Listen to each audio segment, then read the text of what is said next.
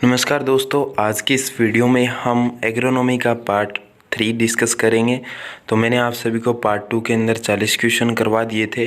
अब पार्ट 3 के अंदर आगे के क्वेश्चन करवाएंगे। जो मैंने पिछली वीडियो थी उसमें आप सभी को जो जेट के अंदर आए हुए क्वेश्चन थे वो क्लियर करवाए थे। अब एग्रीकल्चर एग्ज़ाम्स के अंदर जैसे डब्ल्यू है, आगे जो एग्रीकल्चर सुपरवाइज़र एग्ज़ाम्स है या ACF है या AFO है एग्ज़ाम, सभी के अंदर ये क्वेश्चन अगर आए हुए हैं तो उन सभी से रिगार्डिंग कोई क्वेश्चन है, यानी कि एग्रोनॉमी क्रॉप के रिगार्डिंग कोई क्वेश्चन आया हुआ है तो उनसे रिगार्डिंग क्वेश्चन है वो इस वीडियो में डिस्कस करेंगे।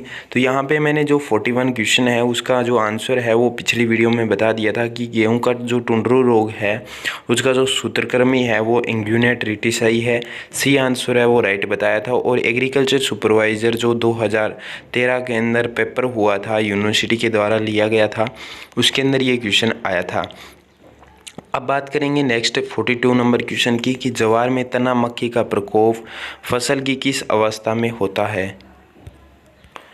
तो ऑप्शन यहाँ पे दिए हुए हैं गाइज, दाना निर्माण के समय, पुष्पन के निर्माण के समय, और घुटने की ऊंचाई और आरंभिक अंकुरण। तो यहाँ पे जो राइट आंसर है वो रहेगा घुटने की ऊंचाई, यानी कि सी आंसर है वो राइट होगा। और ये क्वेश्चन है वो एग्रीकल्चर सुपरवाइज़र 2013 वाला एग्ज़ाम हुआ था, उसके अंदर ये क्वेश्चन आया हुआ है। अब बात करेंगे नेक्स्ट में, मैंने आप सभी को पहले भी एक क्लियर करवाया था, जो मक्का वाला टॉपिक क्लियर करवाया था पिछली वीडियो में, उसमें मैंने आपको बताया था कि एग्ज़ाम के अंदर इम्पोर्टेंट है। तो यहाँ पे स्पेसिंग आप सभी से पूछ ली गई है और यहाँ पे धान की पूछी है, मैंने आप सभी को मक्का की क्लियर करवाई थी। उसमें देखिए 43 नंबर क्वेश्चन है, इसमें पूछा सामान्य परिस्थितियों में धान की रोपाई हेतु सिफारिश की गई फसल ज्यामिति है। तो ये क्वेश्चन है वो एग्रीकल्चर सुपरवाइज़र 2013 वाले एग्ज़ाम्स हुआ था उसमें आया था। और इसकी जो ज्यामिति यानी कि जो स्पेसिंग है वो रहेगी 20x10, यानी कि 20 सेंटीमीटर इंटू 10 सेंटीमीटर राइट रहेगी। सी आंसर है वो राइट होगा, यानी कि सी आंसर है वो राइट होगा। अब बात करेंगे नेक्स्ट में कि सीता किसकी वैरायटी है या सीता किसकी किस्म है। गेहूं, मक्का, चावल, जौ, ये क्वेश्चन है वो एग्रीकल्चर सुपरवाइज़र 2012 के अंदर आया हुआ क्वेश्चन है। और यहाँ पे आप सभी को बता दूं कि जो पुराने एग्ज़ाम्स हुए थे वो यूनिवर्सिटियों के द्वारा कनेक्ट करवाए गए थे, तो उन एग्ज़ाम्स के अंदर ये क्वेश्चन आए हुए हैं। तो यहाँ पे जो सीता है वो रहेगी यहाँ पे चावल की, सी आंसर है, यानी चावल या धान की किस्म है।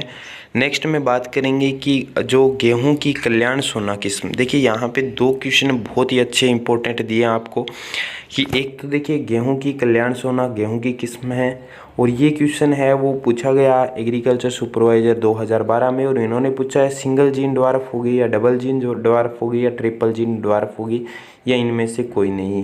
देखिए यहाँ पे एक क्वेश्चन इसके रिगार्डिंग भी बहुत बार क्वेश्चन पूछा जाता है, तो इसका जो आप सभी को रट लेना है कि ये डबल जीन कौन सी है और सिंगल जीन कौन सी है और ट्रिपल जीन कौन सी वेराइटीज़ है गेहूँ की। तो यहाँ पे जो राइट आंसर है कल्याण सोना है वो डबल जीन ड्वार्फ वेराइटी थी, बी आंसर है वो राइट होगा। नेक्स्ट में क्वेश्चन दिया है यहाँ पे कि गेहूं की 50 क्विंटल हेक्टेयर उत्पादन देने के लिए फसल भूमि में कितनी उर्वरक अवशोषित करती है प्रति हेक्टेयर। बहुत ही अच्छा क्वेश्चन पूछा है, एग्रीकल्चर सुपरवाइज़र 2012 में आया हुआ क्वेश्चन है, यानी कि 50 क्विंटल प्रति हेक्टेयर उत्पादन लेने के लिए प्रति हेक्टेयर की दर से पूछा है। और तो यहाँ पे जो प्रति हेक्टेयर की दर से है तो वो यहाँ पे हम नत्रजन है 100 से 150 किलोग्राम डालेंगे, फास्फोरस है वो 70 से 80 किलोग्राम डालेंगे, और पोटास है वो 120 से 125 किलोग्राम डालेंगे। तो इस तरह से यहाँ पे जो बी आंसर है वो राइट होगा। अब बात करते हैं नेक्स्ट में। नेक्स्ट क्वेश्चन यहाँ पे दिया है कि निम्न में से मैच गलत है। तो मैच इनमें से कौन सा गलत है आपको बताना है। मैंने पिछली वाली वीडियो थी उसमें मैंने आपको बताया था कि 4 नंबर का क्वेश्चन या 3 नंबर का क्वेश्चन है वो बहुत ही ज़्यादा इंपॉर्टेंट है, मैंने उसमें क्लियर करवाया था। तो इसमें से कौन सा टॉपिक है वो गलत है। तो यहाँ पे जो टॉपिक है इसमें लिखा है कि पॉपकॉर्न है वो किसको कहा जाता है, तो जियामेज एवर्टा को कहा जाता है, या स्वीट कॉर्न जियामेज इंडेंटाटा को कहा जाता है। तो चलिए यहाँ पे हम जो राइट आंसर है वो डिस्कस कर लेते हैं। इस टॉपिक को थोड़ा सा समझा देता हूँ गाइज। यहाँ पे जो पॉपकॉर्न है वो जियामेज एवर्टा को कहा जाता है, ये तो सही है। अब बात करेंगे सेकंड की, तो सेकंड है स्वीट कॉर्न। तो स्वीट कॉर्न है वो जिया मेज सेकेराटा को कहा जाता है, जिया मेज इंडेंडाटा को नहीं कहा जाता, तो ये गलत है। और जो इंडेंडाटा है वो किसको कहा जाता है? अब देखिए कन्फ्यूज आप सभी होंगे, तो आप सभी अगर कॉपी में लिख रहे हो तो वहाँ पे लिख लो स्वीट कॉर्न है उसको जिया मेज सेकेराटा कहा जाता है, सेकेराटा या सेकेरेटा कहा जाता है। और यहाँ पे अब बात करेंगे इंडियन डाटा, तो यहाँ पे इंडियन जीएमएज इंडियन डाटा है वो किसको कहा जाता है? तो डेंट कॉर्न को कहा जाता है। जो फर्स्ट वाली होती है डेंट कॉर्न, उसको डेंट कॉर्न को कहा जाता है। मैंने पिछली वीडियो में आपको क्लियर करवाया था, तो आप ज़्यादा यहाँ पे डिस्कस नहीं करेंगे। उसके बाद में पॉडकॉर्न है, जियामेज ट्यूनिकेटा राइट आंसर यहाँ पे होगा। और यहाँ पे आगे है फ्लोर या सॉफ्ट कॉर्न है जिसे जियामेज मलेशिया कहा जाता है। तो क्वेश्चन क्या पूछा था? क्वेश्चन अपने से पूछा था कि गलत मेज क्या है, तो यहाँ पे जो बी आंसर है वो यहाँ पे राइट होगा, यानी कि बी में आंसर है वो राइट होगा। ये क्वेश्चन है वो एग्रीकल्चर सुपरवाइजर 2012 में आया हुआ क्वेश्चन है। नेक्स्ट में 48 नंबर क्वेश्चन दिया है कि ज्वार के पौधों की वृद्धि के लिए कितना तापमान उपयुक्त होता है? देखिए ज्वार की वृद्धि के लिए पूछा गया है, तो वृद्धि के लिए जो 25 से 30 डिग्री सेंटीग्रेड टेम्परेचर होना अति आवश्यक है, तो यहाँ पे सी आंसर है वो राइट होगा। अब बात करें, ये क्वेश्चन है वो एग्रीकल्चर सुपरवाइजर 2012 में आया हुआ क्वेश्चन है। अब देखिए बहुत ही अच्छा क्वेश्चन फिर से दिया है। गोल्डन राइस से विटामिन का धनी होता है, vitamin A, vitamin B, vitamin C और विटामिन डी। बहुत ही सिंपल क्वेश्चन है, हर एक स्टूडेंट्स को आना चाहिए। तो जो विटामिन गोल्डन राइस है तो वो है विटामिन ए का भरपूर स्रोत है, यानी कि भरपूर स्रोत है। यहाँ पे ए आंसर है वो राइट होगा। अब बात करें नेक्स्ट क्वेश्चन, माधुरी मक्का के किस वर्ग की उन्नत किस्म है? ये क्वेश्चन W 2018 वाले एग्जाम्स के अंदर आया हुआ क्वेश्चन है। Quality protein corn, baby corn, popcorn, sweet corn, Madhuri मक्का किस वर्ग की उन्नत किस्म है? तो जो माधुरी मक्का है वो स्वीट कॉर्न की है। तो यानी कि मधुर से मीठा और मीठे से स्वीट, स्वीट क्या होता है? मीठा। तो यहाँ पे आप थोड़ा सा दिमाग लगा सकते हो, जिसे माधुरी मीठा, यहाँ पे डी आंसर है वो राइट होगा। अब बात करते हैं नेक्स्ट क्वेश्चन की, तो नेक्स्ट क्वेश्चन यहाँ पे दिया है 51 क्वेश्चन कि अनाज की कौन सी फसल के दानों में सबसे अधिक मात्रा में वसा पाई जाती है? देखिए वसा है वो किसके दानों में सर्वाधिक मात्रा में पाई जाती है? तो बाजरा, ज्वार, गेहूँ और जो, तो यानी कि जो वसा की मात्रा है वो सर्वाधिक बाजरा के अंदर पाई जाती है। ये आंसर है वो राइट होगा। W 2018 वाले एग्जाम्स के अंदर आया हुआ क्वेश्चन है। नेक्स्ट में बात करेंगे कि हरे चारे हेतु ज्वार की बहु कटाई वाली किस्म कौन सी है? तो ऑप्शन दिया है यहाँ पे पूसा चरी 2, राजस्थान चरी 2, SSG 1593 और SC 30-8 यानी कि 308। ये क्वेश्चन है वो W एग्ज़ाम्स के अंदर आया हुआ क्वेश्चन है 2018 वाली भर्ती के अंदर। तो यहाँ पे जो राइट आंसर है वो होगा सी आंसर होगा, SSG 1593 यहाँ पे जो राइट आंसर है, यानी कि बहु कटाई की एक उन्नत किस्म है। बात करें यहाँ पे कि सरबती सोनारा 64 उपचारित करके उत्पन्न किया जाता है या उत्पन्न किया जाता था, तो क्या किया जाता था? तो यहाँ पे देखिए ऑप्शन दिया है अल्फ़ा किरणें, बीटा किरणें, गामा किरणें और एक्स किरणें। तो यहाँ पे जो गामा किरणें हैं वो उत्पन्न करने के लिए सरबती सोनारा और सोनारा 64 को उपचारित करके गामा किरणें उत्पादित की जाती थी। तो यहाँ पे जो क्वेश्चन है वो भी W 2018 वाली एग्जाम्स के अंदर आया हुआ क्वेश्चन है। नेक्स्ट में अपन बात करेंगे कि चावल की जो टुंगरो रोग है किससे फैलता है, यानी कि चावल का जो टुंगरो रोग है वो किससे फैलता है? तो यहाँ पे जो क्वेश्चन है वो W 2018 में आया हुआ क्वेश्चन है। जो चावल का टुंगरो रोग है उसका जो मिश्रण है वो यहाँ पे ऑप्शन के अकॉर्डिंग आप सभी से पूछा जाता है। तो पहले तो ऑप्शन है उसको पढ़ लेते हैं। तो ऑप्शन दिया यहाँ पे गोलाकार व फ्लेक्सियल विषाणु की एक मिश्रण, अकेले एक यानी कि बेसिलिफोरम विषाणु, बेसिलिफोरम या फ्लेशियस विषाणु का मिश्रण।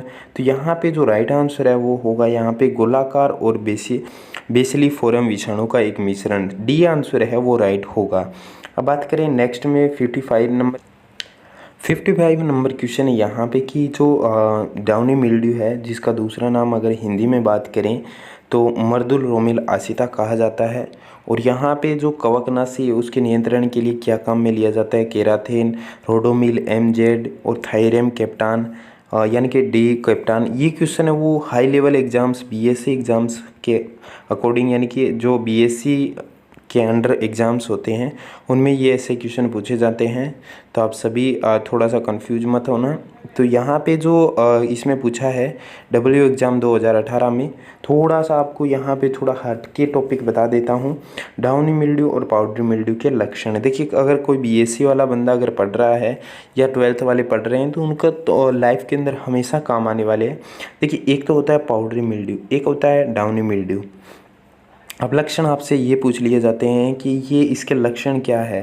तो यहाँ पे जो लक्षण है ये पत्ती है, ये पत्ती की संरचना है। यहाँ पे अगर बात की जाए कि डाउनी मिल्ड्यू है, यानी कि डाउन मतलब नीचा, डाउन मतलब नीचा, यानी कि पत्ती की निचली सतह में जो यानी कि स्पॉट, यानी कि स्पॉट बन जाते हैं, वो डाउनी मिल्ड्यू के लक्षण दिखाई देते हैं।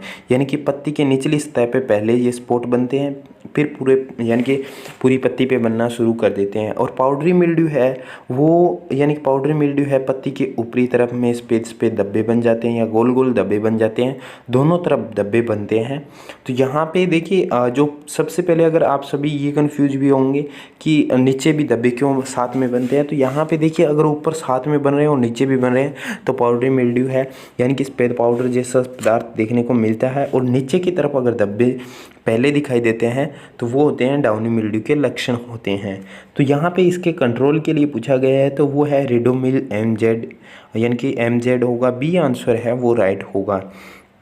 नेक्स्ट में 56 की नंबर क्वेश्चन है। तो 56 की नंबर क्वेश्चन है, उसका जो क्वेश्चन में पूछा गया है कि धान की 1 हेक्टेयर क्षेत्र की रोपाई हेतु डेम्पोक विधि द्वारा रोपणी का कितना क्षेत्रफल समुचित होगा। तो यहाँ पे जो रोपणी के लिए कितना क्षेत्रफल आवश्यक होगा, तो वो ऑप्शन में दिया है यहाँ पे 25 से 30 मीटर स्क्वायर, 50 से 60 मीटर स्क्वायर, और सी ऑप्शन दिया है 75 से 90 मीटर स्क्वायर, और डी ऑप्शन दिया है 100 से 120 मीटर स्क्वायर। तो यहाँ पे जो राइट आंसर है वो होगा 25 से 30 मीटर स्क्वायर होगा। यानी कि अब बात करें यहाँ पे आपसे एक क्वेश्चन पूछ लेता हूँ बीच के अंदर कि मेरे पास में 1 हेक्टेयर भूमि है और उस 1 हेक्टेयर भूमि के अंदर मुझे नाइट्रोजन डालना है 120 केजी। यहाँ पे 120 केजी नाइट्रोजन डालना है तो मुझे कितने यानी कि केजी यूरिया डालनी पड़ेगी, कितने केजी यूरिया डालनी पड़ेगी। देखिए, आपसे क्वेश्चन वापस से पूछ लेता हूँ कि मेरे पास में 1 हेक्टेयर ज़मीन है या 1 हेक्टेयर भूमि है और उसके अंदर 120 केजी नाइट्रोजन डालने हैं। नाइट्रोजन के लिए यूरिया डालता हूँ और नाइट्रोजन के लिए मैंने N2 बोला है, यूरिया डालता हूँ तो कितने केजी यूरिया डालूंगा तब 120 केजी नाइट्रोजन की पूर्ति होगी, यानी कि नाइट्रोजन की पूर्ति होगी। तो आप सभी को इस क्वेश्चन का आंसर है वो इस वीडियो के कमेंट सेक्शन में देना है, और आप सभी को इस क्वेश्चन का आंसर है वो मैं टेलीग्राम में दे दूँगा। और यहाँ पर इस क्वेश्चन का जो स्टूडेंट्स आंसर देंगे कल वाली वीडियो के अंदर, आप सभी को जो अपनी शाम को 8 बजे अगर आप सभी 8 बजे बोलते हो तो 8 बजे, नहीं तो 9 बजे आप सभी के लिए ये वीडियो अपलोड हो जाएगी। तो यहाँ पे जब भी इस टाइम पोस्ट होगी उसमें आप सभी को बता दूंगा कि किस किस स्टूडेंट्स का सही है। अब बात करेंगे कि नेक्स्ट क्वेश्चन है कि निम्नलिखित में से गेहूँ की कौन सी किस्म राजस्थान की गर्म तापमान दशाओं के प्रति तुलनात्मक रूप से अधिक सहनशील होती है। राज 4079 और राज 4120, राज 3073, MOP 1215। तो ये क्वेश्चन है वो W2015 में पूछा गया क्वेश्चन है। तो ये क्वेश्चन पूछा है तो यहाँ पे जो राइट आंसर है वो होगा राज 3079, यानी कि 79 होगा। ए आंसर है वो राइट होगा। अब देखिए, बहुत ही अच्छा क्वेश्चन है। इसके रिगार्डिंग पहले आपसे एक और क्वेश्चन पूछ लेता हूँ, शुगर बेबी किसकी किस्म है। देखिए, आप सभी